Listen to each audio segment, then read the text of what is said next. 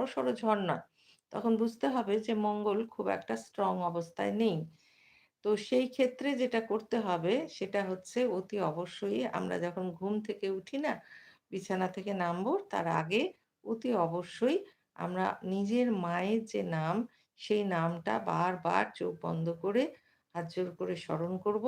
তিনি যদি আমার খুব কাছেও থাকেন মানে একই বাড়ির মধ্যেও যদি থাকি তা সত্ত্বেও তার নামটা বারবার জপ করতে থাকবো, স্মরণ করতে থাকবো এবং ঈশ্বরের কাছে প্রার্থনা করব যে তিনি যেন খুব সুস্থ থাকেন, খুব হাসি মুখে থাকেন, তার শরীর যেন খুব সুস্থ থাকে, লম্বা আয়ু থাকে এবং সবথেকে যেটা বড় কথা, আমি ঈশ্বরের কাছে খুব কৃতজ্ঞতা জানাবো যে, "এইরকম মা তোমাকে আমি পেয়েছি। তোমার মতো মায়ের কাছ থেকে আমার জন্ম হয়েছে। তার জন্য আমি খুব, খুব, খুব খুশি, খুব কৃতজ্ঞ যে তোমাকে মা হিসাবে পেয়েছি।"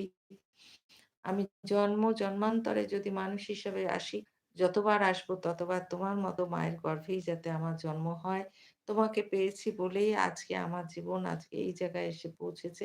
এইভাবে সমস্ত কথাগুলো মায়ের নাম স্মরণ করে বারবার বলতে হবে।